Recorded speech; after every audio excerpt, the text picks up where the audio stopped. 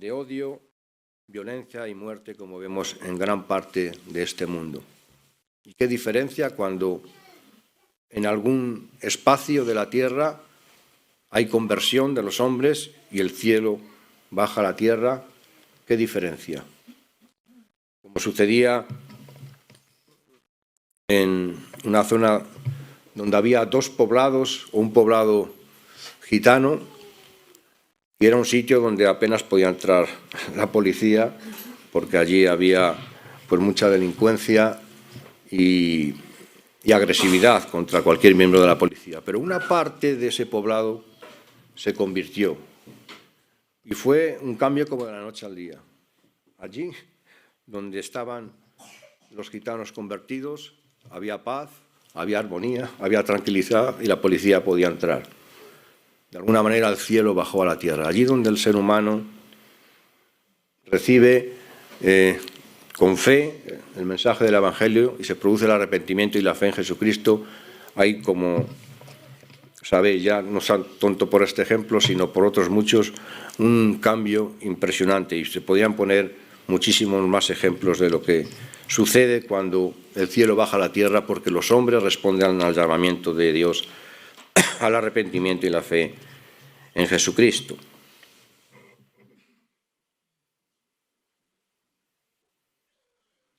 Pues bien, habrá una verdadera paz en el reinado milenial de Cristo como preludio de la vida eterna en los cielos nuevos y tierra nueva. La profecía de Isaías es impresionante. Capítulo 11, versículos del 6 al 9. Morará el lobo con el cordero y el leopardo con el cabrito se acostará.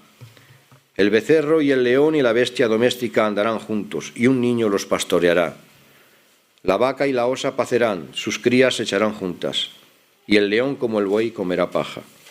Y el niño de pecho jugará sobre la cueva del áspid, y el recién destetado extenderá su mano sobre la caverna de la víbora.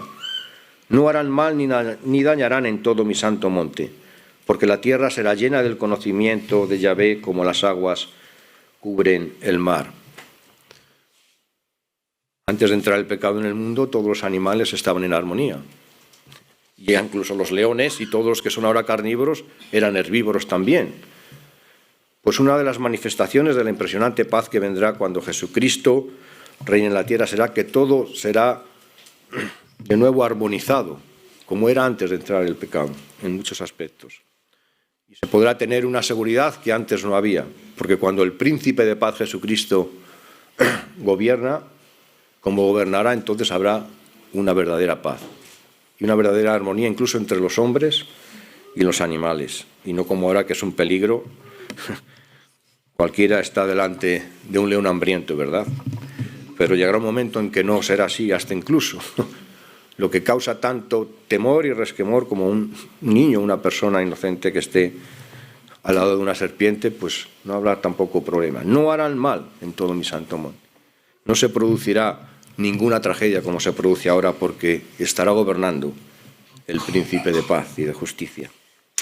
Así que esa maravillosa reconciliación lograda por la obra redentora y salvadora de Cristo hizo posible que en Pentecostés, desde el cielo, el Espíritu Santo descendiese a la tierra. Ya no existe desconexión, gracias a Cristo, entre cielo y tierra. Antes, en la ascensión de Cristo, como manifestación primera de reconciliación entre cielo y tierra, el Hijo de Dios subió o se movió hacia el cielo, para después quien estaba en el cielo, el Espíritu Santo, se moviese o bajase a la tierra en Pentecostés. Cierto que ya había, durante la época del Antiguo Pacto, por los profetas en los cuales descendía el Espíritu Santo, pero ahora de una manera ya completa, llena, por la obra de Cristo, queda a través de la Iglesia presente continuamente en la tierra. Y aunque nosotros ahora estemos en la tierra para ser testigos de Jesucristo, por el Espíritu Santo en nosotros estamos conectados también continuamente con el cielo. Al haber reconciliado Cristo todas las cosas por su obra redentora, Sería un error decir, y hasta una ofensa a Dios, que Él está allí en el cielo, distante, y yo aquí, en la tierra, teniendo que arreglármelas como pueda, sin tener en cuenta que Dios está en nosotros y que todo lo que nos afecte como problemas o necesidades y dolores ya forman parte también de Él. Cristo anteriormente ha experimentado también todo lo que supone la vida humana aquí en la tierra, con dolores, con problemas, con angustias, con desprecios de los hombres, con incomprensión hasta de sus propios discípulos, hasta el punto de que en una ocasión, como sabéis, tuvo que decir: ¿hasta cuándo tendré que soportaros? Porque ni siquiera los más cercanos a Él en ocasiones eran capaces de entender, incluso viendo las obras que Él hacía. Jesús y el Espíritu Santo quedan como grandes protagonistas de la reconciliación de cielo y tierra. El gran deseo de Dios Padre era este, desde que por la rebelión del hombre, cielos y tierra, Dios y el hombre quedaran desconectados. Así que uno de los efectos de la reconciliación, de la redención de Cristo, es esta reconciliación entre cielos y tierra, este volver a ver una conexión por la cual ya todos los que hemos accedido al llamamiento de Dios y hemos respondido al arrepentimiento y la fe en Cristo, podemos tener también por el Espíritu Santo esta conexión y ya no somos ajenos. Incluso, pues, como dice en Hebreos, los ángeles también nos sirven en este proceso mientras estamos aquí del testimonio de Jesucristo, mientras estamos haciendo la obra que Dios quiere que hagamos. Pero vamos más adelante porque hay más. Este es un aspecto de la redención de Cristo, la interconexión entre cielos y tierra, la reconciliación, pero también la redención de Cristo es también redención de los miedos, de tantos miedos que el ser humano puede tener.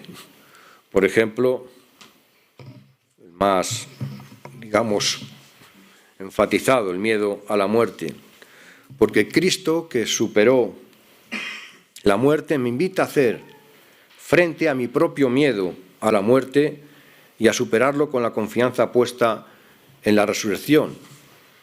Fijaos como ya en Hebreos, en el capítulo 2,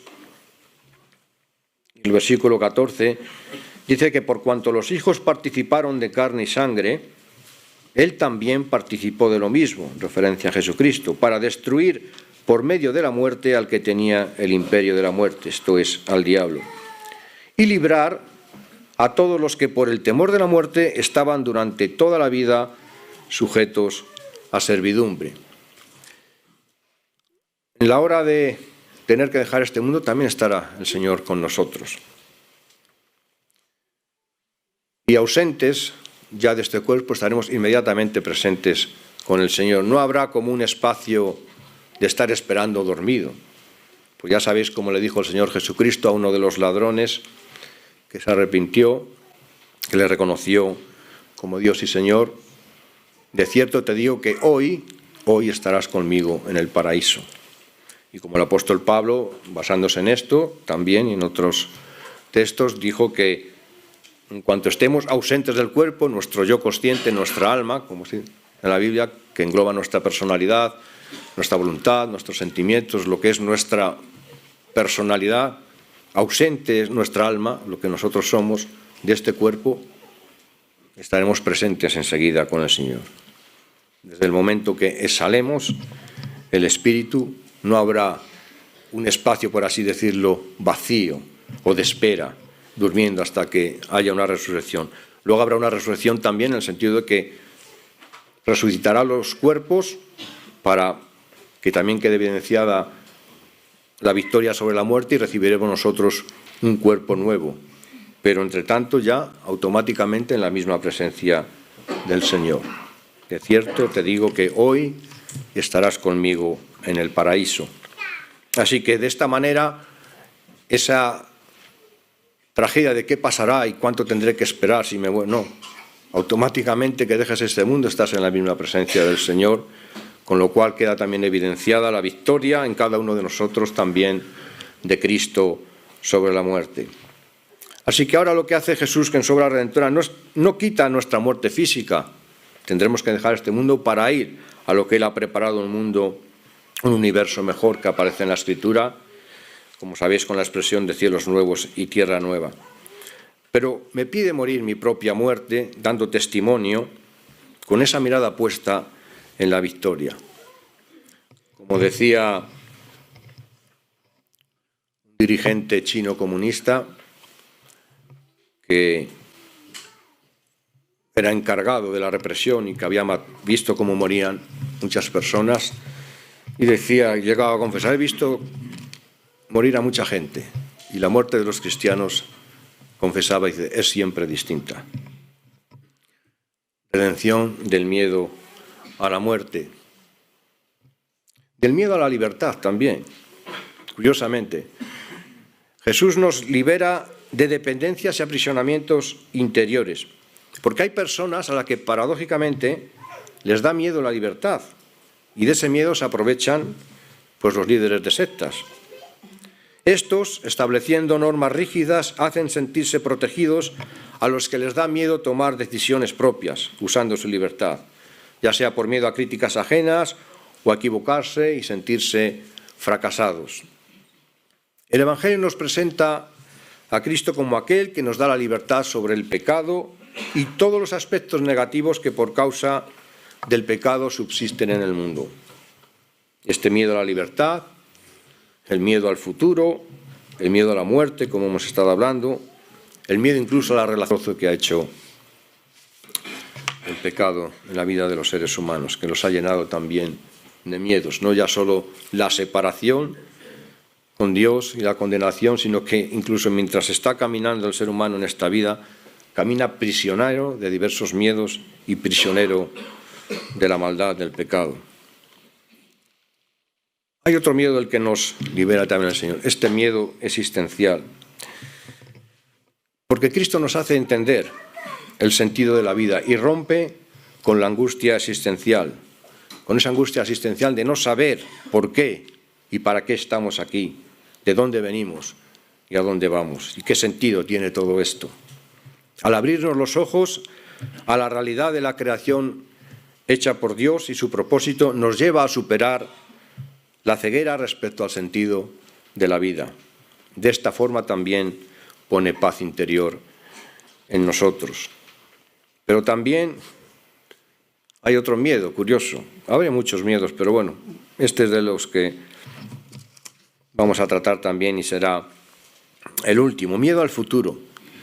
Y se puede dar este miedo porque hay situaciones difíciles que afectan a la sociedad. Y en nuestro país, pues, últimamente, con todo lo que está pasando a nivel político, hay miedo al futuro. ¿Qué puede pasar? ¿Y cómo quedará esta nación? Se producen miedos también en mucha gente.